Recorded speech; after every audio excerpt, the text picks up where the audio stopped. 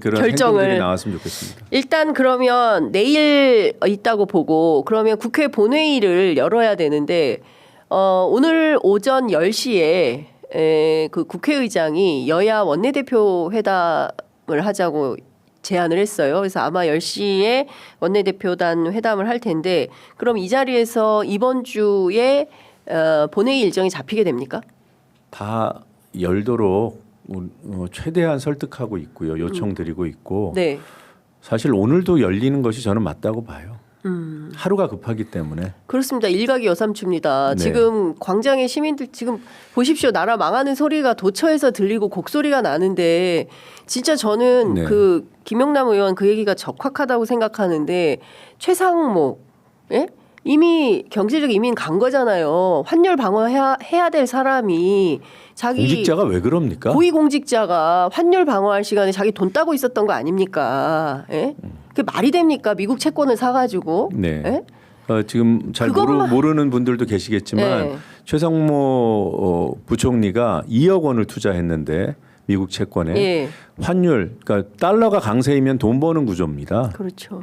내내 달러 강세잖아요. 네. 내란 이후에는 특히 더 그렇지 않습니까? 그렇습니다. 이해관계가 일체예요. 내란과. 예. 그런 사람에게 대통령 대행까지 맡겼던 거예요. 대한민국이. 그러니까요. 뭐 이어서 오세훈 그다음에 심우정 다 똑같은 사람들입니다. 이런 사람들이 소위 권좌에 앉아가지고 내란을 실질적으로 옹호하면서 시간을 질질 끌고 있는데 이에 대해서 국회가 가지고 있는 권능인 탄핵도 안 한다, 못 한다. 저는 사실 납득은 안 됩니다. 네. 예, 국민들이 믿을 곳이라고는 오로지 국회밖에 없는데 국회에서 자기 역할을 안 하고 있는 것은 아니냐라는 비판도 가능한 네, 거죠. 오늘 물론 그 국회 운영이 예. 민주당 마음대로 될 수 있는 건 아니죠. 그건 물론 그렇죠. 당연하죠. 예. 그래서 오늘 같이 뭐 여야 협의도 어떤 거쳐야 되는 것이고 그건 다 이해합니다만 그럼에도 불구하고 저는 오늘 본회의가 열렸어야 된다고 생각해요. 왜냐하면 한덕수 총리한테 기회를 줄 수 있는 마지노선은 내일 국무회의입니다. 네. 그러면 뭐 국무회의 보고 절차를 진행해야지라는 것은 저는 이해는 되지만 여전히 느슨하다고 봐요. 오늘 열어서 보고를 해놓고 네. 내일 오전 국무회의 거치면서 임명을 하면 풀면 됩니다. 예. 그렇죠. 그러니 지금 진을 짜둬야 되는 거죠. 안 해요? 그러면은 내일 오후에 네. 탄핵시켜야 된다고 저는 판단했던 거예요. 그래서 제가 구상한 일정에서는 월화였습니다. 그러면 뭐 마지노선을 일요일까지 주는 것인가? 그게 아니라 네. 월화로 잡아도 실질적인 마지노선은 네. 화요일 오전이 되는 거예요. 자, 국무회의가 지금 화요일이니까. 네. 예. 근데 원내대표께서 4월 1일을 마지노선으로 네. 최후 통첩 시한으로 제시했잖아요. 그건 국회 절차를 이해해 보시면 결국은 수요일 오전까지가 마지노선이 되는 겁니다. 수요일 오전. 네. 예. 화요일에는 빨라야 화요일 오후에 보고할 수 있는 거예요. 국회에서. 만약에 마은혁을 임명 안 할 경우에 국무회의를 거쳐서도 예. 임명을 안 하고 있으면 예. 내일 오후에는 보고를 해야 되는 것이고요. 네. 그러면 수요일에 의결할 수 있는 시점이 도래합니다. 네. 수요일 오후에. 그래. 근데 그 전에 만약에 마은혁을 임명했다. 그러면 풀자는 여론이 일어날 수 있어요. 당 내에서도. 네. 네.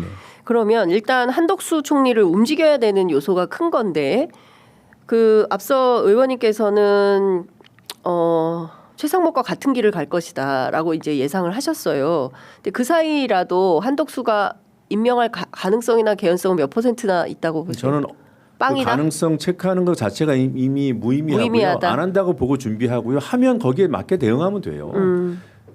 뭐 이럴 것이다. 예를 들어서 가능성을 높게 봐요. 그럼 아무것도 안 할 것인가? 아니잖아요. 그렇죠. 네. 저는 하객진 저법으로 쫙 짜놓고 네. 안 하면 탄핵 이렇게 가는 게 맞지 않나라는 생각이 좀 든데 여하튼 뭐 민주당에서 이런 판단을 했다고 하니까 존중해서 어떤 결정을 내릴지 좀 보도록 하고요. 국회의장이 그 지난 28일에 마은혁 재판관 임명하라고 한덕수 총리에 대해서도 최상목과 마찬가지로 권한쟁의 심판하지 않았습니까? 그리고 임시로 그 마은혁 재판관에게 지위를 부여해야 된다라는 가처분 신청도 했는데요. 의장실의 이 두 가지 전략은 어떤 의미가 있다고 보세요? 뭐 그건 의장실에서 판단한 거니까요. 네. 그리고 당에서도 가처분으로 지위를 확인하는 그런 절차는 들어간다고 하니까 네. 할 수 있는 모든 것을 다 한다는 측면에서는 뭐 나쁘다고 볼 수는 없어요. 네. 아우 죄송합니다. 네. 근데 본질적으로는 그건 헌법재판소의 판단을 또 의뢰하는 거잖아요. 네. 네. 거기에 의존하게 되는 거. 의존만 안 하면 됩니다. 해두고 해둘 것은 해두고 다른 조치들을 실질적으로 효력을 낼 수 있는 네. 현상을 바꿀 수 있는 조치를 병행해야 되는 거죠. 네. 저는 뭐 의장실에서 낸 것 좀 늦었다고 판단은 듭니다만 네. 의미 있는 조치일 수 있겠다라고 기대를 해보고요. 근데 지금 헌재가 상당히 자가당착적 상황에 빠진 게 사실 아니겠습니까? 네. 본인들이 최상목 부총리가 당시 권한대행이 마은혁 재판관 임명하지 않은 것은 8대 0으로 그 위헌이다라는 결정을 내려놓고 또 김복형 재판관 같은 경우에는 한덕수 총리 그 심판에서 마은혁 재판관 뿐만 아니라 3명 다 임명하지 않은 것은 위헌도 아니다라는 결정문을 또 썼어요. 그렇기 때문에 지금 상황에서는 헌재 스스로가 이 말했다 저 말했다 이런 상황이어가지고 근데 저는 그 결정문을 그런 식으로 단순화하는 거는 다른 면에서도 우리가 자가당착에 빠질 수 있다고 봐요. 그러니까 저는 그 다른 의견은 나왔지만 네. 그 6명의 기각과 인용 이게 다 이제 섞여 있는 6명의 입장은 네. 지금 한덕수의 행태는 위헌이라는데 일치합니다. 그러니까 4명 네. 가장 의견을 많이 낸 위헌 위법이지만 네. 파면할 네, 이를 만큼 좀- 중대하지 않다. 이 중대하지 않다고 본 거는 그 당시에 대행의 권한에 대해서 논란과 그런 게 있었기 때문에 그런 시간 정도는 좀 기다려줬어야 되는 거 아닌가. 네. 이건 뭐냐? 우리가 2월 27일에 이미 다 정리했다라는 뜻이에요. 그러니까 이제 와서 판단하면 네. 한덕수는 위헌이라는 겁니다. 김복형 재판관은 한 발 더 나아가서 위헌 위법도 아니라고 했죠. 네. 근데 위헌 위법도 아니라고 한 이유는 상당한 기간이 지나지 않았다고 했어요. 상당한 기간. 근데 그 뒤로 석 달이 지났잖아요.